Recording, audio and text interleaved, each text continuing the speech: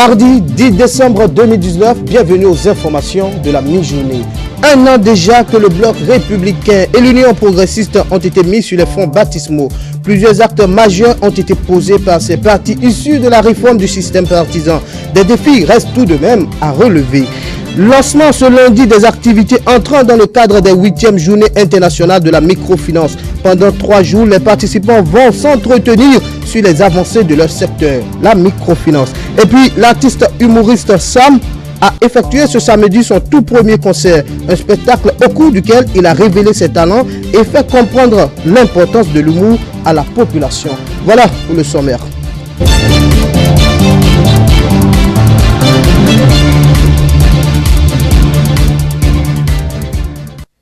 Merci de nous préférer pour vous informer. Je vous le disais à l'instant, le bloc républicain et l'Union progressiste, deux grands partis de la mouvance présidentielle, ont déjà chacun un an d'existence. En 12 mois seulement, d'importants actes majeurs ont été posés par les leaders de ces deux groupes politiques. L'aventure ne fait que commencer au regard des défis en vue. Suivez ce reportage que nous propose Isaac Adié. Déjà un an que le bloc républicain, un des grands partis du Bénin, a vu le jour, soit une semaine après l'Union progressiste. Avec pour logo un cheval blanc cabré dans un Bénin à fond vert, le cheval conquérant impressionne de par le nombre de partis et mouvements politiques qui le constituent. Un an de vie et l'écho du bébé fait le tour du Bénin. On serait même tenté de parler d'un parti né mature. Le premier test que nous avons fait, c'est les élections législatives, où nous avons bataillé et nous sommes sortis avec 37 députés. Et après cela, nous avons fait une rentrée politique, nous avons discuté des autres combats à venir, parce qu'un parti politique, c'est d'animer la vie politique.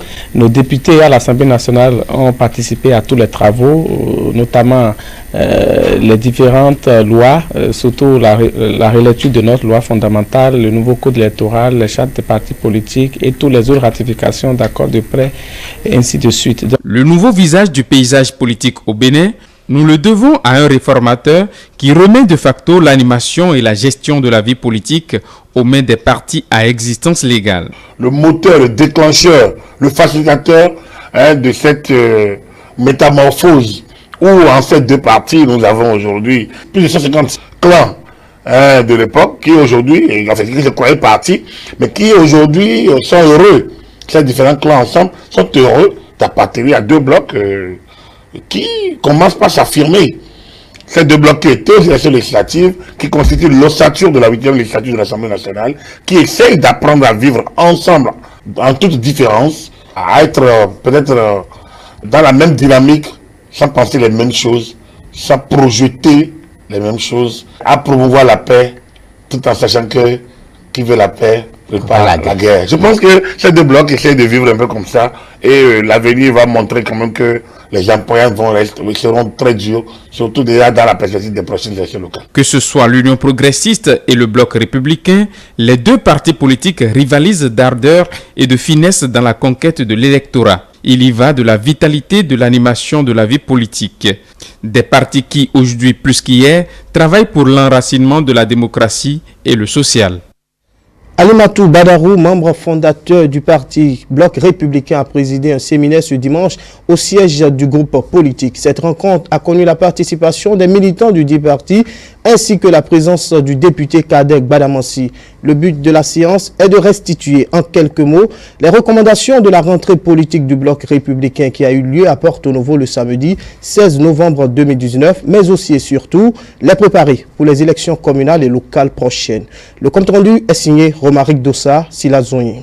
Ambiance conviviale, des slogans scandés, ces militants et militantes témoignent leur attachement à leur leader politique.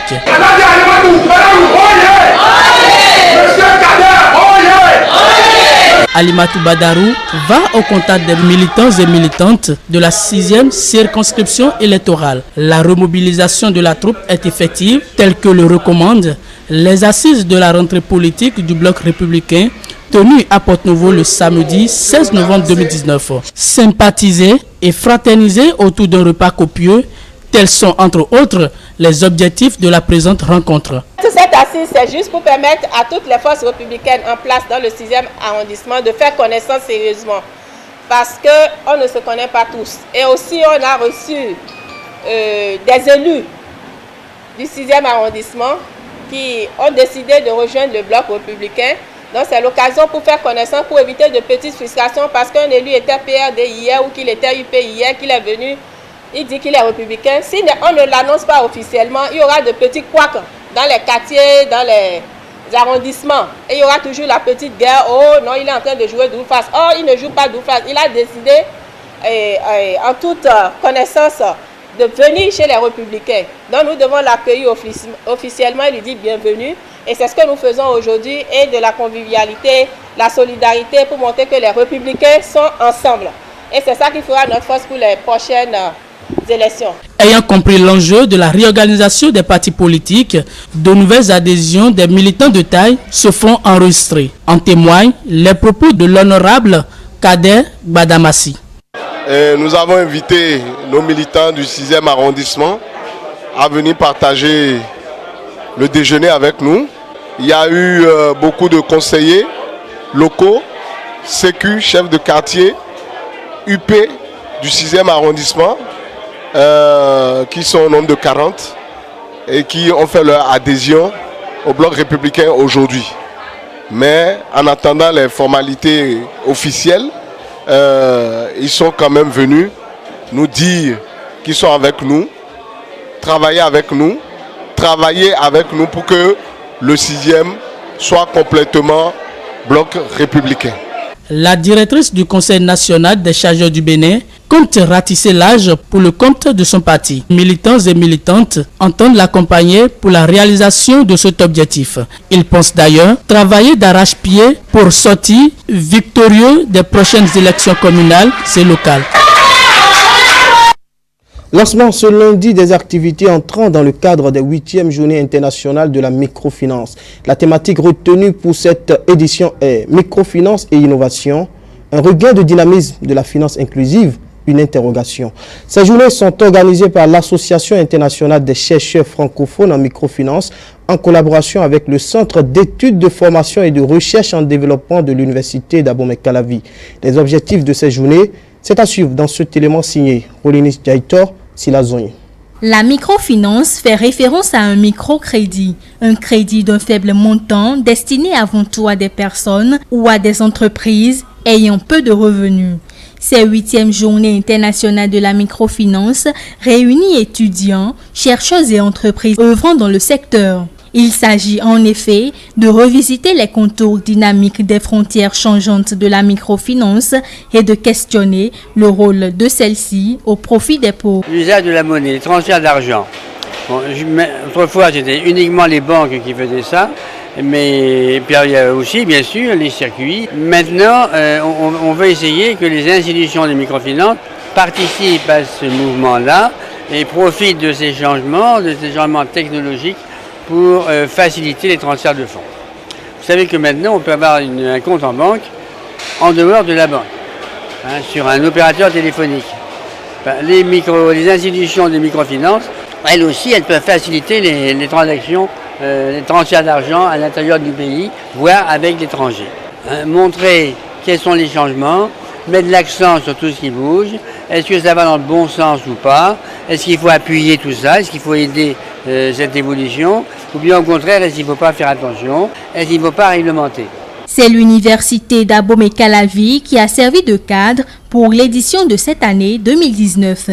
C'est le moment pour le recteur de l'université de rappeler les liens qui unissent son université et les principaux organisateurs de ces journées internationales. Exactement 40 ans, soit en décembre 1979, que la première convention de coopération entre l'université d'Orléans et l'université d'Abomey-Calavi a été signée.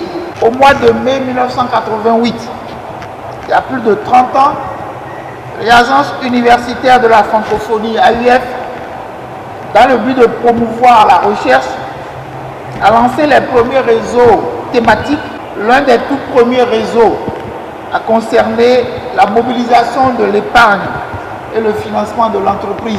L'Organisation des Nations Unies, en faisant de 2005 l'année du microcrédit, a suscité l'intérêt des chercheurs et le réseau de recherche du groupe de microfinance est né avec le soutien de l'AUF. En 2011, l'AUF a souhaité donner plus de visibilité à ce petit groupe et a proposé de le rendre plus officiel par sa transformation en une association loi 1901. Les journées du 9, 10 et 11 décembre 2019 seront consacrées aux échanges, communications et tables rondes mises en place pour marquer l'édition numéro 8 des Journées internationales de la microfinance. Dans le but de donner une place importante aux femmes dans les forces armées, un atelier international est organisé par la coopération militaire canadienne en accord avec l'état-major général des forces armées béninoises. Sous le thème « L'intégration des femmes et la perspective des genres dans les forces armées », l'ouverture de cet atelier s'est tenue ce lundi au Centre de perfectionnement aux actions post-conflictuelles de déminage et de pollution et a connu la présence de certaines personnalités comme l'ambassadrice du Canada près le Bénin. Antonia Dossa, Aliou Anthony pour le point. Ils sont des stagiaires de 8 différents pays à prendre part à cet atelier international qui porte sur la présence des femmes dans les forces armées. À la lumière du diagnostic réalisé sur l'intégration des genres au sein des forces armées, cette formation multilatérale va permettre aux participants et formateurs de mener à bien des réflexions objectives. La thématique sur laquelle sera consacré le présent atelier est d'un intérêt pour toutes nos armées où la participation des femmes reste faible malgré des disparités d'une région à une autre. Il revient ensuite aux différents gouvernements d'adopter des politiques et de mettre sur pied des stratégies et des approches qui favorisent l'égalité entre les sexes et l'inclusion. Le Canada est fier d'y travailler dans les secteurs du développement avec sa politique d'aide internationale féministe. Dans un environnement où l'intégration des femmes et la perspective des genres dans les forces armées devient une préoccupation majeure, cette formation se veut une occasion de prise des engagements internationaux envers les femmes, la paix et la sécurité. De même, du leadership dans la promotion d'une culture inclusive. Dans le contexte sécuritaire actuel, nous devons approfondir nos relations bilatérales en matière de défense et de sécurité afin de mieux faire face aux défis et challenges contemporains. Le présent atelier vous permettra de vous familiariser avec les théories du genre et la diversité de l'équité et de l'égalité des sexes, du leadership et de la culture en vue de discuter et échanger sur les approches stratégiques de mise en œuvre efficace et efficiente de l'intégration des femmes dans les forces armées. Après l'ouverture officielle, s'en est suivi une projection sur la présentation du Bénin. Ces participants feront le brassage des connaissances durant les 5 jours de formation. Un reportage de Antonia Dossa et de Aliou Anthony présenté par Karine Adeniyi. On poursuit ce journal et on parle culture à présent. Éléphant Mouillé clôture la célébration de ses 25 ans de carrière par un spectacle à Cotonou. Ce week-end, le public a fait massivement le déplacement au stade de l'amitié général Mathieu Kérékou pour soutenir le cinéaste. Un public qui a eu droit à de longues heures d'ambiance et d'humour. Stélia Padono et Semiati Soufou nous font vivre les temps forts de cet événement. Tel un roi, Éléphant Mouillé fait son entrée au stade de l'amitié. Accompagné de son partenaire de scène de longue date, Pipi Wobaro, il s'est prêté à son jeu habituel, amuser l'assistance.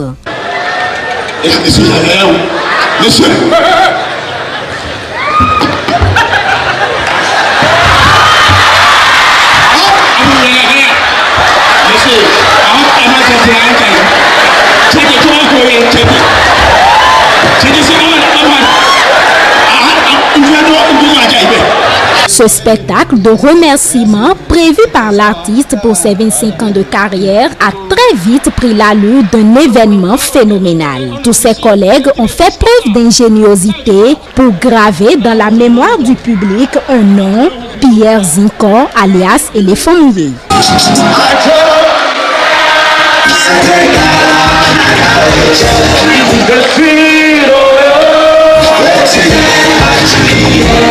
Pendant 25 ans, Éléphant Mouillé a travaillé d'arrache-pied pour se faire un nom, ce qui justifie la présence à ses côtés du ministre des Sports Valdo Meki, mais aussi ses fans qui ont massivement fait le déplacement. Bon, et c'est une très belle fête et déjà moi je dis infiniment merci à tout le public béninois tout le public qui a reconnu que oui, le riz est très très important et qui s'est déplacé pour venir soutenir Éléphant. Moi je leur dis infiniment merci, vraiment infiniment merci. Ne serait-ce qu'acheter un seul CD, DVD du film Le Taureau, je veux bien dire l'original, c'est votre manière d'apporter votre pierre à la construction de cet édifice qu'est Éléphant Mouillé. Donc je demande à tout le monde de le soutenir. Le spectacle a été très enrichissant. Vous avez vu, si vous regardez dans les vidéos, j'ai ri tout le temps parce que c'est naturel. Éléphant ne fait pas les choses dans l'artificiel. Il fait les choses naturellement. Ce qui signifie que pour moi, je trouve que faire du théâtre chez lui, c'est un don. Il ne se force pas pour faire ce qu'il fait, mais il le fait de manière naturelle. Et c'est ça qui est bon. Ce spectacle marque la fin du projet des 25 ans de carrière de l'homme. Il amorce ainsi un autre tournant de sa vie artistique. C'est un petit carrefour que je viens de tourner et d'autres 25 ans viennent de démarrer. Donc c'est pas fini, c'est pas retraite pour moi. D'un spectacle à un autre, cette fois-ci on parle de l'artiste humoriste Sam qui était ce samedi 7 décembre 2019 en spectacle. Devant un public ayant massivement effectué le déplacement, l'artiste comédien a bien voulu révéler ses talents et faire comprendre l'importance de l'humour à la population. C'est un spectacle qui a connu la participation de plusieurs autres artistes qui sont venus le soutenir. Reportage Elia Djeran, Aliou Anthony, Stanislas Samoa. Sur scène, Samuel Kwame Ameyenu, alias Sam le Terrible, artiste comédien humoriste, pétri d'assurance et surtout audacieux, il révèle à son public son talent, sa prestance et en donne d'ailleurs la preuve.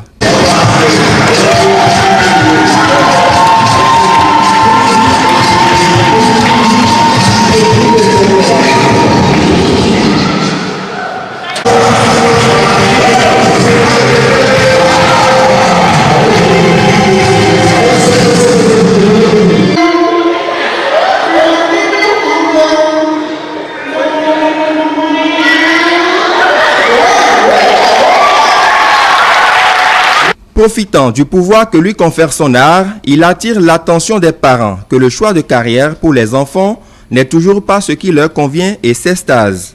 Je suis très content de ce spectacle. C'était pas évident, c'était pas gagné d'avance parce que vu l'organisation, tous ces trucs-là, donc voilà, le travail s'appelle.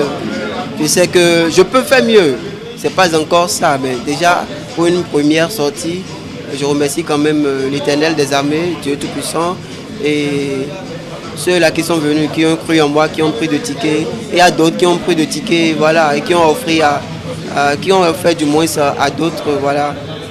Rire, c'est prendre de la hauteur pour surmonter les épreuves de la vie. Et c'est d'ailleurs le but visé au-delà de la thématique de ce spectacle.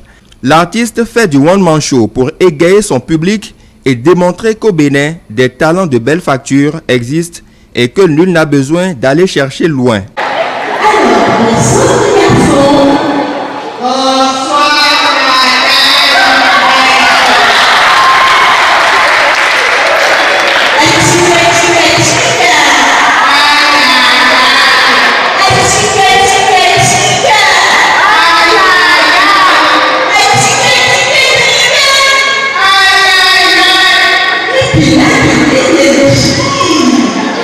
C'est une belle expérience. J'aimerais quand même tenter d'autres coups, voilà, et voilà, ça va aller. Pour le compte de cette soirée du rire, plusieurs artistes se sont succédés sur la scène du Ciné Le Bénin pour le plaisir des spectateurs. Je ne m'attendais pas de lui et Sam, c'est quelqu'un, quand on le voit, on ne saura pas qu'il va faire quelque chose pareil. Mais ce soir, il m'a donné quelque chose que je ne vais jamais oublier. Puis j'ai aimé tout ce qu'il a fait et les démonstrations avec des transitions et tout là. En tout cas, c'est quelque chose qui n'a pas été mauvais. J'ai aimé, j'ai apprécié. Je lui souhaite seulement de continuer dans ce sens. Je sens qu'il est maintenant prêt pour aborder les grandes scènes et pour son premier spectacle. Je trouve qu'il a fait vraiment d'efforts et c'est quelque chose que nous aimons déjà dans ce métier. C'était très intéressant. À quelques détails près qu'il faut peut-être améliorer, je dirais que il a quand même relevé son défi et c'est à encourager. Il faut vraiment soutenir ce genre d'initiative. C'est sur cet élément que nous refermons ce journal, un journal réalisé par l'ensemble de notre rédaction. Merci de l'avoir suivi. La prochaine édition du journal présenté, c'est 19h45. Bonne suite des programmes sur E-Télé, la chaîne de l'excellence. À bientôt.